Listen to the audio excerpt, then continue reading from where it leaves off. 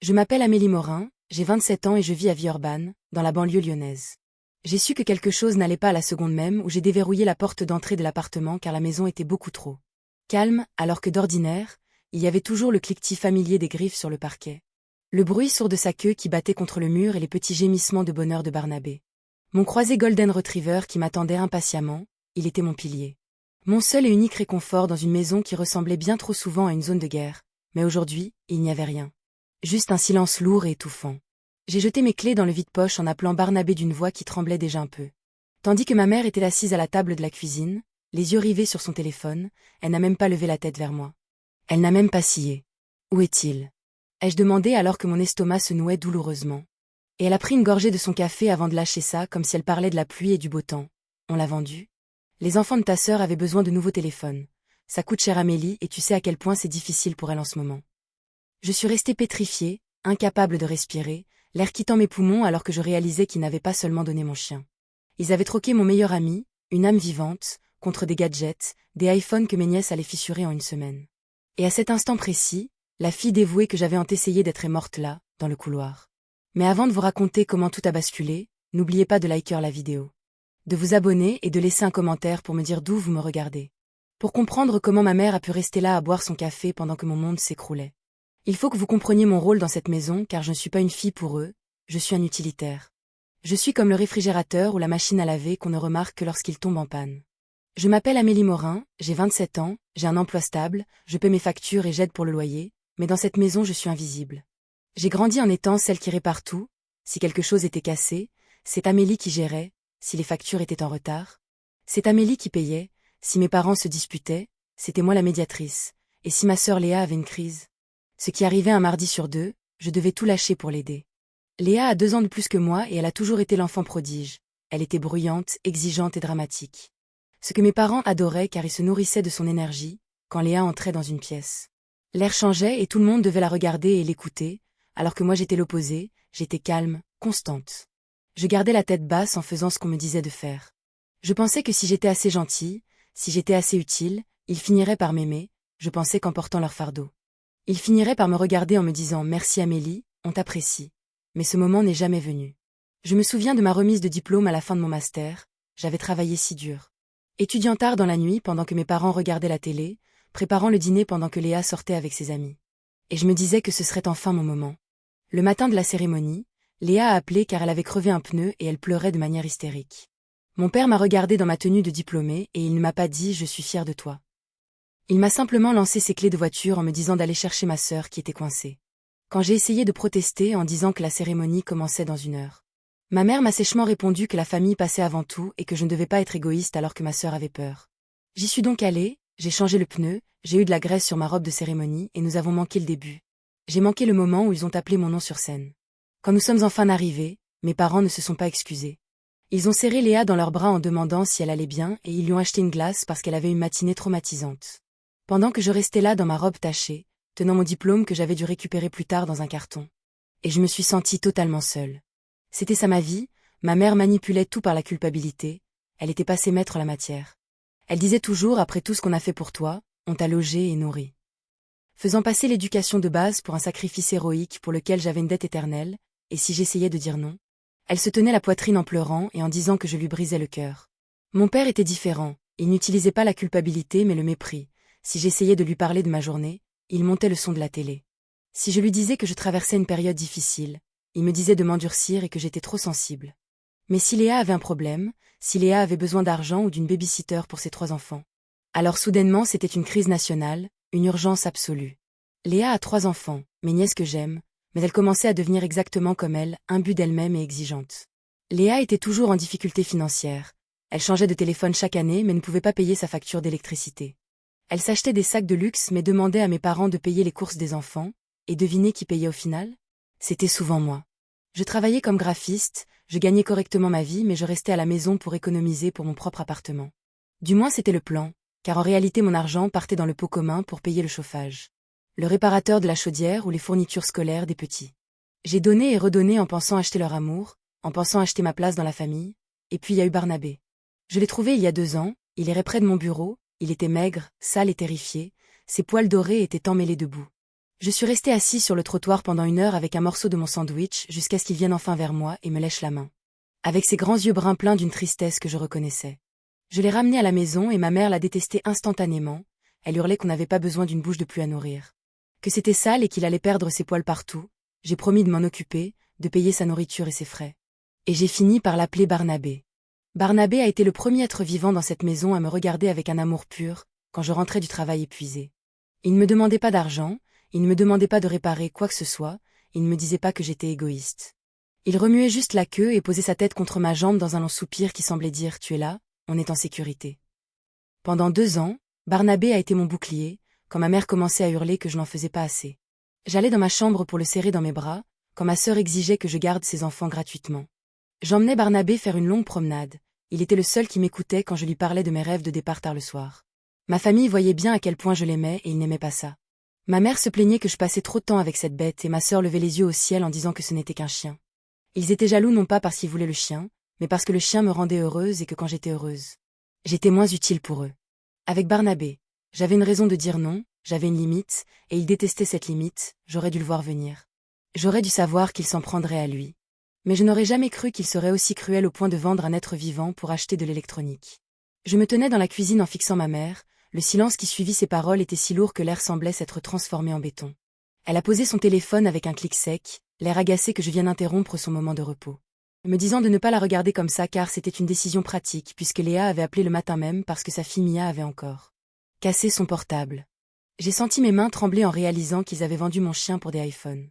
Elle a balayé ça d'un revers de main en disant qu'ils en avaient tiré 500 € et que Léa en avait besoin car c'était un mois difficile. J'ai crié que c'était mon chien, que j'avais payé le vétérinaire et qui n'était pas à eux, mais mon père est entré à ce moment-là avec son journal. Me disant de baisser d'un ton pour que les voisins n'entendent pas. Il a pris une bière dans le frigo sans même me regarder.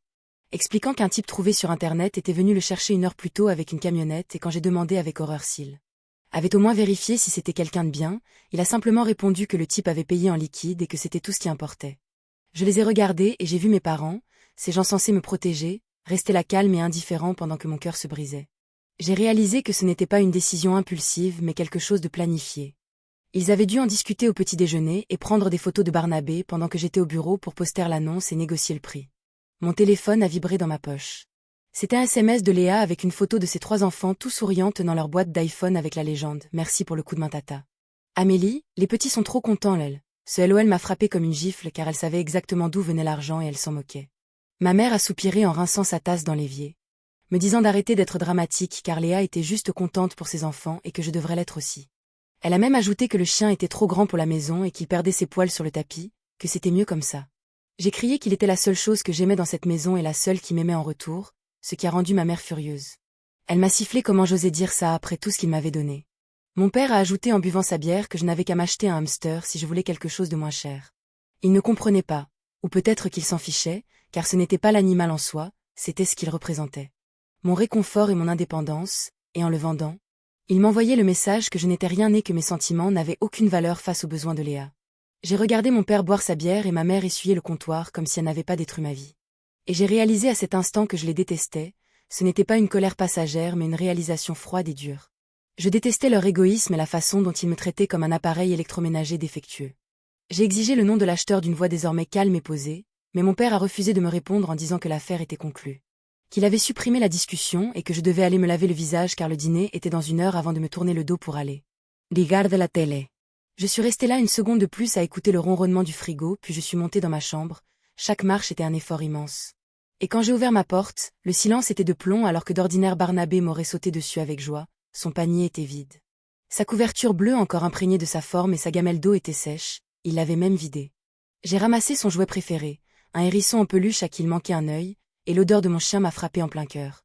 J'ai eu du mal à respirer en me recroquevillant sur le sol, attendant que les larmes viennent mais au lieu de sangloter. Une étrange froideur m'a envahi.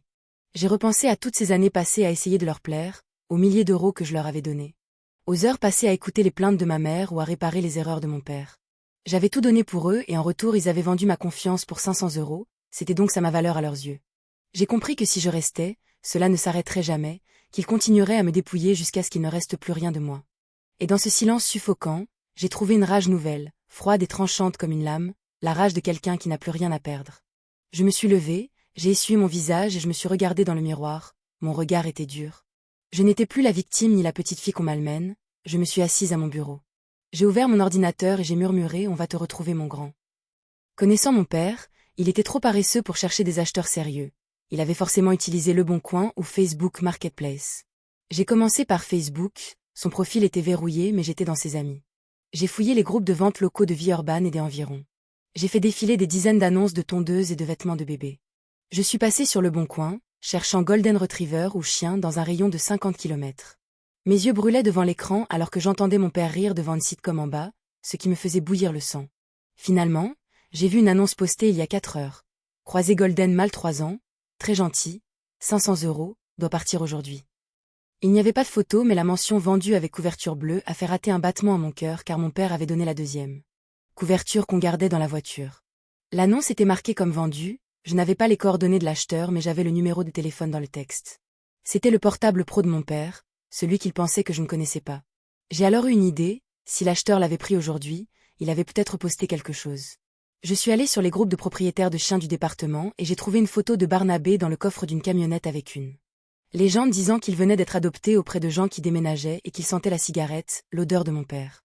Le profil était celui d'un certain Michel Henry qui habitait à une 40aine de minutes de là. Je n'ai pas hésité une seconde, j'ai pris mes clés. Ça laisse et je suis sortie en douce de la maison alors que ma mère ronflait dans son fauteuil. J'ai conduit trop vite jusqu'à une petite maison de lotissement, il y avait la camionnette de la photo dans l'allée. J'ai frappé fort à la porte à 21h30 et quand l'homme a ouvert, j'ai tout lâché d'un coup, expliquant que c'était mon chien. Que mon père l'avait volé et que je le rachetais au prix qu'il voulait. Michel Henry m'a regardé avec pitié en voyant ma détresse et quand il a crié à sa femme d'amener le chien, Barnabé est apparu. Il s'est figé une seconde avant de hurler de joie et de se jeter contre la porte vitrée en grattant frénétiquement. Quand la porte s'est ouverte, il m'a percuté comme un boulet de canon, me faisant tomber sur les marches du porche. Il me léchait le visage en pleurant de ce petit cri aigu que font les chiens heureux et je l'ai serré contre moi en lui demandant pardon. L'homme a refusé mon argent en disant qu'il ne prendrait pas de l'argent pour un chien volé et il m'a conseillé de le garder loin de mon père. J'ai clipsé la laisse et ce petit clic métallique a été le plus beau son de ma vie. En rentrant à la maison, l'adrénaline laissait place à une résolution glaciale. J'ai ouvert la porte avec Barnabé et ma mère, qui était en haut des escaliers, a failli s'étouffer en le voyant, elle hurlait que j'étais folle d'être allée chez des inconnus à cette heure-là. Je l'ai regardé droit dans les yeux et je lui ai dit de retourner se coucher d'un ton si calme et mortel qu'elle en a été pétrifiée. Elle n'avait jamais vu l'utilitaire lui répondre ainsi, elle est retournée dans sa chambre en claquant la porte. J'ai installé Barnabé dans ma chambre avec de l'eau et ses jouets, puis j'ai repris mon ordinateur pour accéder à mon compte bancaire. Car il était temps de leur montrer ce qui se passe quand l'utilitaire arrête de fonctionner. Le lendemain matin, l'atmosphère était électrique. Je me suis réveillée avec Barnabé à mes pieds et je n'avais plus peur. D'ordinaire j'aurais préparé des excuses, mais là je me sentais juste vide, j'ai remarqué que je n'avais plus de réseau sur mon portable. Mon père m'avait retiré du forfait familial dont j'étais cotitulaire et ils avaient changé le code Wi-Fi. C'était tellement mesquin et puéril, ils pensaient me contrôler par l'inconvénient, pensant que j'allais ramper pour récupérer le mot de passe. Mais ils oubliaient une chose essentielle. C'est moi qui gérais les comptes de la maison car ils étaient technologiquement dépassés. Nous avions un compte joint pour les dépenses courantes, mon salaire y passait en grande partie pour payer le crédit de la maison, l'électricité et l'eau, et même si la pension de mon père y arrivait aussi, c'était mon argent qui maintenait le solde positif. Et comme mon père était paresseux, j'étais titulaire principal. Je suis allée dans un café, j'ai ouvert le compte qui affichait 4250 €. J'ai vu les prélèvements pour le forfait de la famille et les achats compulsifs de Léa sur Amazon, j'ai tout transféré vers mon compte personnel. Chaque centime, et j'ai annulé tous les prélèvements automatiques avant de supprimer mon mail des notifications. Ils voulaient me couper le téléphone, j'allais leur couper les vivres, et quand je suis rentrée le soir, c'était le chaos total. Mon père hurlait au vol et ma mère pleurait parce que sa carte avait été refusée au supermarché. Tandis que Léa pestait parce qu'elle ne pouvait plus commander ses accessoires. Je leur ai dit froidement que ce n'était pas du vol mais une récupération de mes investissements des 5 dernières années et que si Léa avait besoin d'argent, elle n'avait qu'à utiliser les 500 € du chien. Mon père était pourpre de rage, me traitant d'ingrate après tout ce qu'ils avaient fait pour moi. J'ai commencé à faire mes sacs, prenant mes vêtements, mon ordinateur et mes documents importants comme mon passeport et mon acte de naissance que je gardais toujours sous clé. Ma mère est venue dans ma chambre en pleurant et en me suppliant d'être raisonnable, me disant qu'on était une famille et qu'ils allaient s'excuser. Son excuse était la plus creuse que j'ai jamais entendue. Elle était seulement désolée parce que le distributeur de billets ne lui donnait plus rien. Je lui ai dit que je partais et quand elle a demandé qui s'occuperait de moi, j'ai répondu que je le faisais déjà toute seule depuis mes 10 ans. Mon père barrait la porte en bas en menaçant de changer les serrures et de me considérer comme morte pour eux, je l'ai regardé. Lui qui m'avait jeté ses clés le jour de mon diplôme au lieu de me serrer dans ses bras. Et je lui ai dit que j'étais déjà morte pour lui le jour où j'avais cessé d'être utile, il a fini par s'écarter. L'air de la nuit était frais et sentait la liberté. Je suis allée chez ma collègue Tessa qui m'avait proposé sa chambre d'amis. J'ai pleuré de soulagement pendant 10 minutes car le poids de 27 années de servitude venait de s'évanouir. J'étais sans abri mais j'avais mon chien. Mon argent et ma dignité. 2 jours plus tard, j'ai appelé ma tante Béatrice. La sœur de ma mère et avocate redoutable qui n'avait jamais supporté les agissements de mes parents, quand je lui ai raconté l'histoire. Elle a eu un silence glacial avant de me dire qu'elle arrivait et qu'on se retrouverait devant la maison le lendemain. Béatrice est arrivée dans sa Mercedes noire comme un général. Elle est entrée dans la maison sans frapper et a étalé un dossier sur la table basse en expliquant à mes parents qu'elle avait épluché les comtés. Que si mon père osait porter plainte pour l'argent, elle les attaquerait pour enrichissement sans cause et vol d'animal. Et qu'elle gagnerait car elle avait les preuves que j'avais versé plus de 100 000 € sur ce compte en 5 ans. Elle a menacé de faire auditer leurs impôts s'ils m'approchaient encore. Ma mère essayait de dire que je les avais laissés avec rien. Mais Béatrice l'a coupé net en lui disant qu'ils n'avaient que ce qu'ils méritaient après avoir vendu le chien de leur propre fille pour des téléphones. C'était de la cruauté pure et non de la famille. Je suis montée récupérer mes derniers livres et une photo de ma grand-mère. Mes parents semblaient soudain tout petits et vaincus sur leur canapé. Mon père ne me regardait même plus. Béatrice leur a lancé un dernier avertissement de ne plus jamais me contacter sous peine de devoir traiter avec elle, et nous sommes partis. Il m'a fallu 2 semaines pour trouver un petit appartement dans un vieil immeuble, les planchers grincent et la vue n'est pas terrible. Mais c'est à moi, j'ai acheté des courses juste pour moi, du fromage cher et les céréales que mon père détestait. Et j'ai offert à Barnabé le plus grand panier en mousse à mémoire de forme que j'ai pu trouver. Le premier soir a été étrange. J'attendais que quelqu'un crie ou qu'une crise éclate, mais il n'y avait que la paix. J'ai mangé une pizza par terre avec Tessa et Béatrice et nous avons porté un toast à ma nouvelle vie. Barnabé s'est endormi au milieu de la pièce. Les 4 fers en l'air, il savait qu'il était enfin chez lui. Un mois plus tard, j'ai reçu une lettre de ma mère, ce n'était pas une excuse, elle disait que la maison était trop calme. Que mon père avait mal au dos pour tondre la pelouse et que Léa avait du mal avec les enfants. Elle disait qu'ils étaient prêts à me pardonner mon emportement et l'histoire de l'argent si je revenais pour le déjeuner du dimanche. J'ai lu cette lettre 2 fois. Ils pensaient encore être les victimes et voulaient que je revienne non pas parce que je leur manquais, mais parce que les factures s'accumulaient et que la pelouse poussait. J'ai rangé la lettre dans un tiroir pour ne jamais oublier qu'ils sont vraiment, pour les jours où je pourrais me sentir seule. Cela fait 6 mois maintenant, je n'ai plus parlé à aucun d'eux. Béatrice m'a dit que mon père avait dû reprendre un travail à mi-temps et que Léa avait dû revendre les iPhones pour payer ses dettes. Ils vivent la vie qu'ils ont construite et moi je vis la mienne. J'ai eu une promotion et je me suis remise à la peinture. Ce que ma mère m'interdisait autrefois. Ce soir, mon appartement est baigné d'un silence apaisant. Barnabé respire profondément à mes côtés et je m'adresse à vous qui regardez peut-être cette vidéo en étant coincé dans une situation similaire. Sachez que vous ne pouvez pas acheter l'amour ni gagner le respect de ceux qui profitent de votre dévouement. Quand j'ai arrêté de les laisser m'utiliser, ils ont arrêté de m'aimer, ce qui prouve qu'ils n'aimaient que ce que je pouvais faire pour eux. C'est terrifiant de partir avec un simple sac et un chien, mais la lumière qui vous attend de l'autre côté est incroyablement brillante.